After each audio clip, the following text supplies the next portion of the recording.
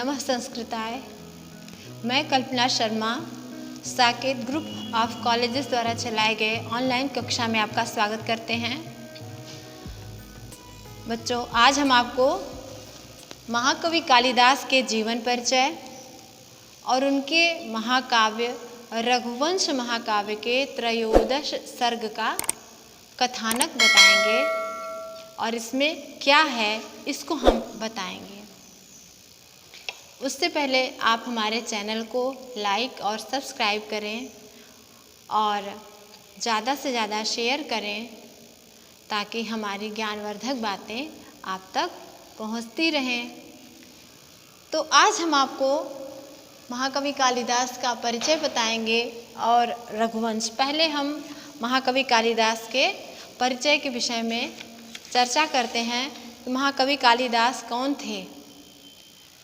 तो कालिदास कौन थे इसको पूछना तो नितांत मूर्खता है, क्योंकि यदि कोई विद्या का पारखी है तो महाकवि कालिदास के परिचय से मोहताज नहीं है। वो अवश्य ही जानता होगा महाकवि कालिदास के कवित्व शक्ति को और उनके नाम को। प्राचीन कविना गणना प्रसंगे कनिष्ठिकाधिष्ठित कालिदासः अद्यापि तत्तुल्यक भावानामिका सार्थवती बभूव। तो प्राचीन काल से महाकवि कालिदास का काव्य और उनके रचनाओं के कारण हम दूसरा और कोई कवि नहीं हुआ ऐसा जानते चले आ रहे हैं। और इनको उपमा सम्राट, दीपशिखा इत्यादि के नामों से जाना जाता है। तो महाकवि कालिदास के परिचय के संबंध में बता दें बच्चों कि महाकवि कालिदास ने अपनी रचनाओं में कहीं भी अपने जीवन परिचय का कोई उल्लेख नहीं किया है। यही हमारा दुर्भाग्य है कि उन्होंने कहीं भी कोई उल्लेख किया होता तो हम उनके जीवन परिचय, उनके वंश और उनके जीवन से संबंधित बातों से को जान पाते।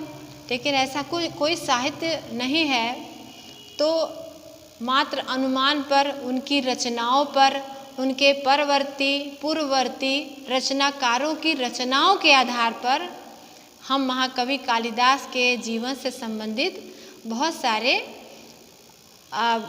प्रमाण रखते हैं।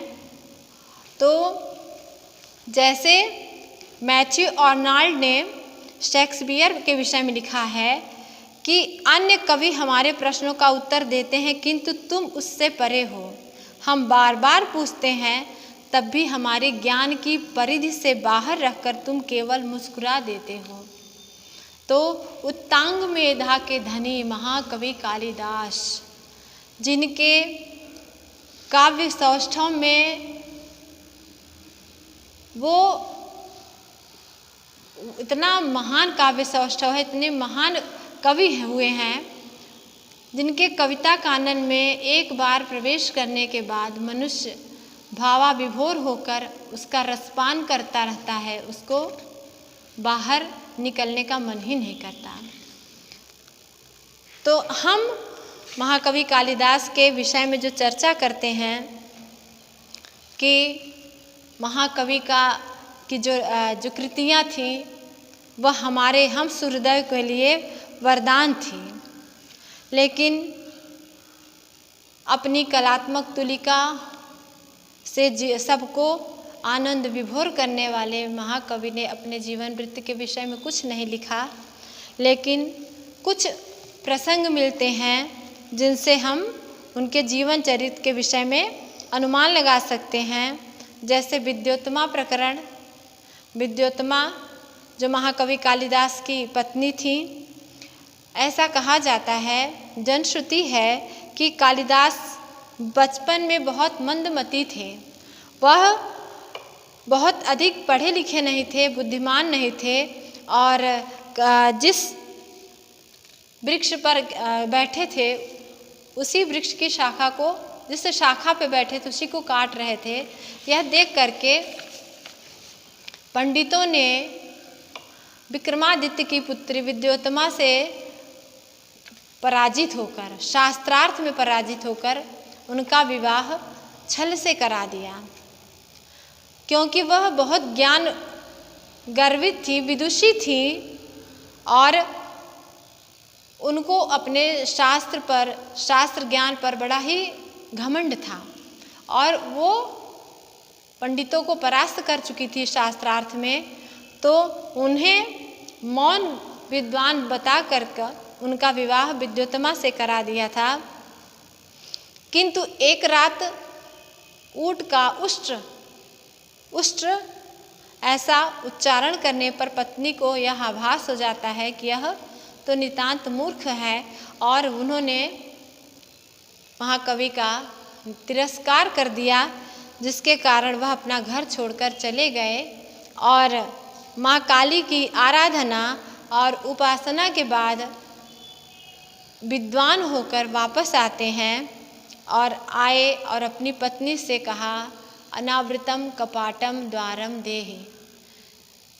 तब पत्नी ने प्रत्युत्तर में अस्ति कश्चित वाग विशेषः इस शब्द का उच्चारण किया और कपाट खोला तो महाकवि ने अस्ति से अस्त्युत्तरश्याम दिश देवतात्मा हिमालयो नाम नगाधिराजः से कुमार संभव की, कश्चित से कश्चित कांता विरह गुरुड़ा स्वाधिकारात् प्रमत्तः मेघदूतम की, वाग से वागर्थाविव संपृक्तो वागर्थ प्रतिपत्तये जगतः पितरौ वंदे पार्वती परमेश्वरौ। ये महाकवि बाग से रघुवंश की रचना की, जिसमें रघुकुल के 31 राजाओं का वर्णन है। ये तो हो गया इनका अस्ति कश्चित वाग विशेषा से इन्होंने 3 महाकाव्य रचे। अब एक प्रसंग और आता है, नवरत्न प्रसंग। कालिदास विक्रमादित्य के 9 रत्नों में से एक थे, ऐसा आता है। और एक भोज प्रसंग आता है। एक किंवदंती है कि यह धारा नरेश भोज के प्रधान कवि थे और इनसे घनिष्ठ मैत्री भी थी।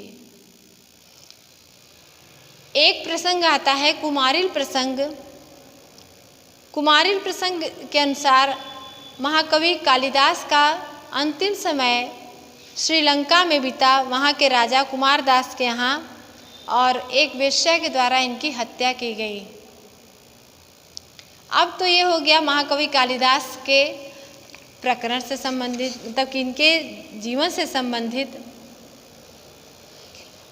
जन्म स्थान के विषय में विद्वानों में पर्याप्त मतभेद है। कोई इनको जो विद्वान कोई कश्मीर का मानता है, कोई उज्जैन का, कोई बंगाल का, तो अलग अलग विद्वान अलग अलग स्थानों के मानते हैं।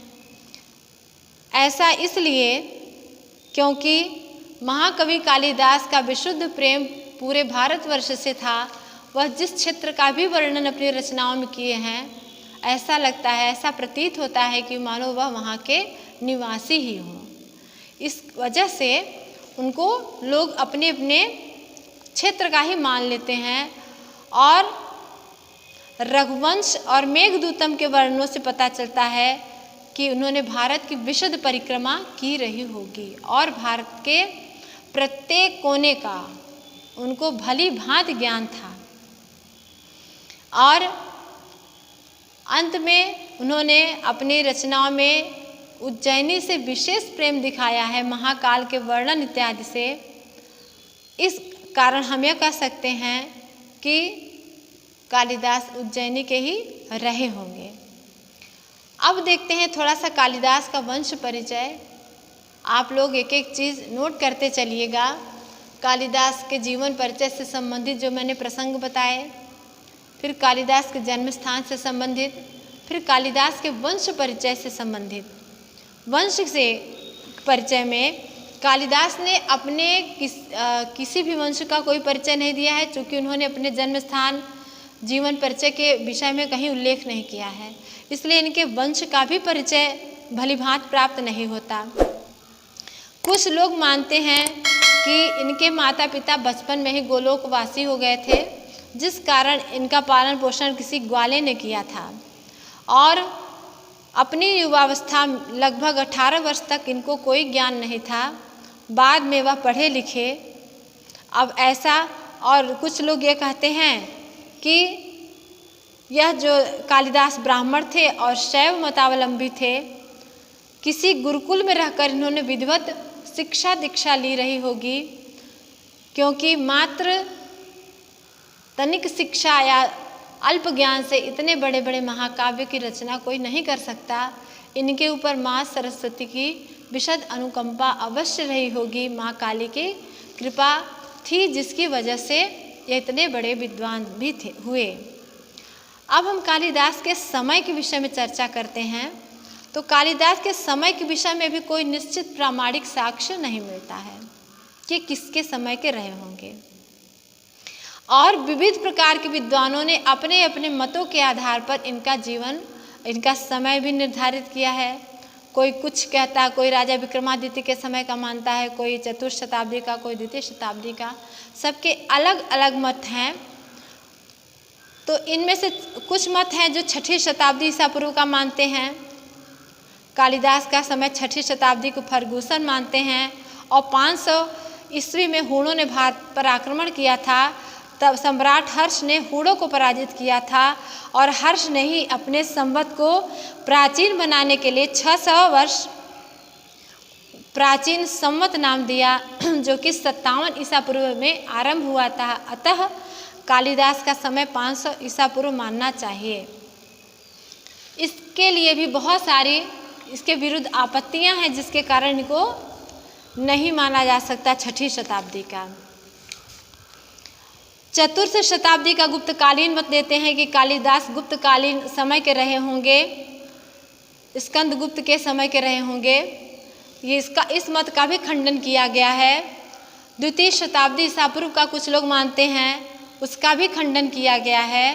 द्वितीय शताब्दी के समर्थक कालिदास को शुंगवंशी राजाओं पुष्यमित्र और अग्निमित्र के समकालीन सिद्ध करते हैं, और इसका भी विरोध किया गया है, क्योंकि इन्होंने कालिदास ने मालविका अग्निमित्रम में अग्निमित्र और मालविका के प्रणय का वर्णन किया है। इसलिए भी ऐसा लगता है कि यह उस समय के पुष्यमित्र और अग्निमित्र के समकालीन रहे होंगे। इसका भी खंडन किया गया है। प्रथम शताब्दी का मान ईसा पूर्व का कैसे माना जाता है, इसको हम संक्षिप्त मानेंगे। प्रथम शताब्दी पर सर्वमान्य मत है, भारतीय परंपरा के अनुसार कालिदास शकार विक्रमादित्य के राज्य के थे, जो ईसा पूर्व प्रथम शताब्दी में उज्जैनी में राज्य करते थे। विक्रमादित्य कालिदास के समय को प्रतिपादित करने के लिए अन्य युक्तियों से भी इस कथन की प्रामाणिकता सिद्ध होती है, और गुढ़ाढ्य की बृहद कथा के संस्कृत रूपांतरकार सोमदेव ने कथा सरित सागर के अंतिम लंबक में उज्जैनी के राजा विक्रमादित्य की यश गाथा का उल्लेख किया है, और विक्रमादित्य का उल्लेख महाकवि कालिदास ने किया है। तो विक्रमादित्य ईसा पूर्व प्रथम शताब्दी में हुए थे, इसलिए महाकवि कालिदास को प्रथम शताब्दी का माना जा सकता है। ये तो उनके समय के विषय में है। सर्वमान्य मत है ईसा पूर्व प्रथम शताब्दी को ही सर्वाधिक माना जाता है। इसमें भाषा शैली और अपाणनीय प्रयोग इत्यादि के आधार पर इनको माना जाता है कि ईसा पूर्व प्रथम शताब्दी के कवि रहे होंगे। अब हम कालिदास की प्रमुख रचनाओं के विषय में चर्चा करते हैं। तो कालिदास की प्रमुख रचनाएं 7 हैं, जिसमें से काव्य ग्रंथ 4 हैं, ऋतु संहार, मेघदूत, रघुवंश और कुमार संभव। इनके नाट्य ग्रंथ हैं मालविकाग्निमित्रम, विक्रमोर्वशीयम और अभिज्ञान शाकुंतलम। 4 काव्य ग्रंथ हैं और 3 नाट्य ग्रंथ हैं, जिनके आधार पर कवि की 7 रचनाएं सिद्ध होती हैं। हम रघुवंश महाकाव्य के विषय में आज चर्चा करेंगे। पहले रघुवंश महाकाव्य के विषय में बता दें कि रघुवंश महाकाव्य जो है कालिदास की लेखनी का प्रौढ़तम स्वरूप है, जिसमें पता चलता है कि महाकवि कालिदास कितने बड़े विद्वान रहे होंगे। रघुवंश के विषय में कीथ कहते हैं कि रघुवंश कालिदास की प्रौढ़ प्रतिभा का प्रसून है। महाकवि कालिदास के रघुवंश के विषय में कीथ अंग्रेज विद्वान कहते हैं कि यह महाकवि कालिदास की प्रौढ़ प्रतिभा का प्रसून है। इस महाकाव्य में कुल 19 सर्ग हैं और रघुकुल के 31 राजाओं का वर्णन है, दिलीप से अग्निवर्ण तक। प्रथम राजा दिलीप तो अंतिम राजा अग्निवर्ण की यशगाथा का वर्णन है और इसकी कथा पद्म पुराण से ली गई है और वाल्मीकि रामायण से ली गई है। इसमें इसकी रीति वैदर्भी है और प्रसाद माधुर्य गुण का प्रयोग किया गया है। श्रृंगार, संयोग और वियोग दोनों ही श्रृंगार का वर्णन है। लघुत्रयी का सबसे प्रामाणिक सर्वश्रेष्ठ रचना रघुवंश है। इसमें 1569 श्लोक हैं।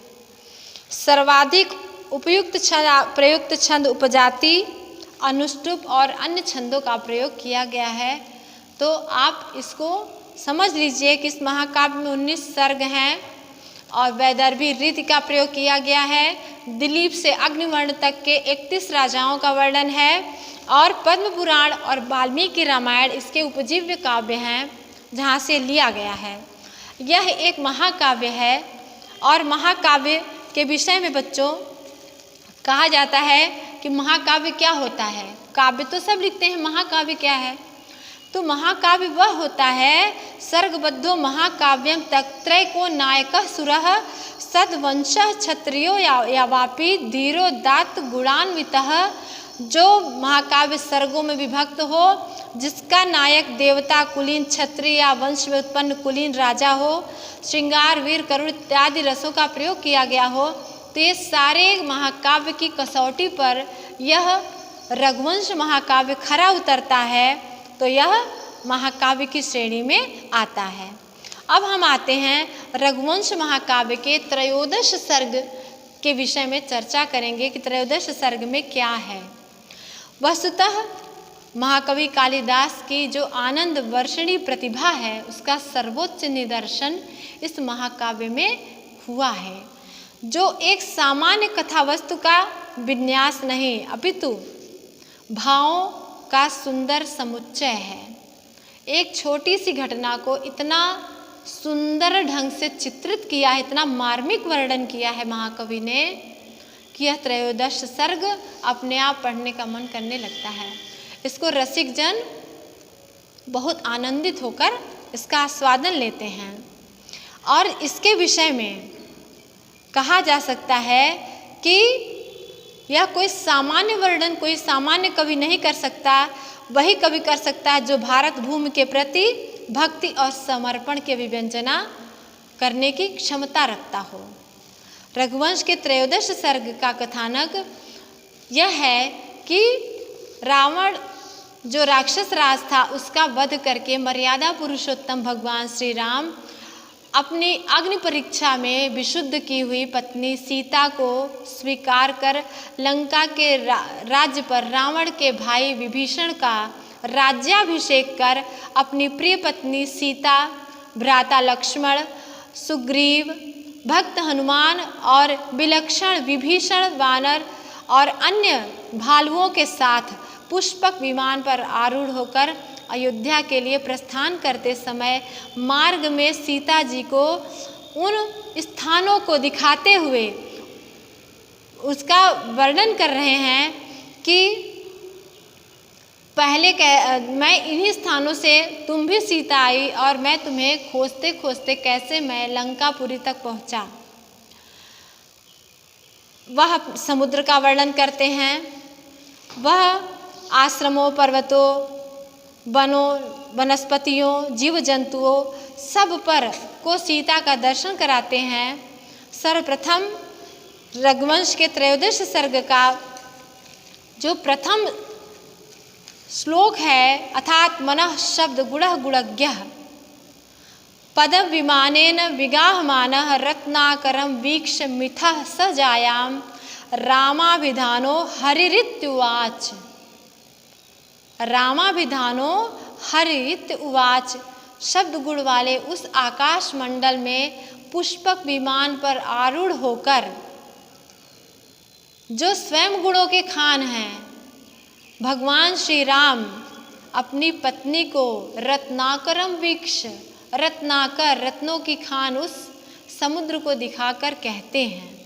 तो इसका वर्णन उन्होंने किया है।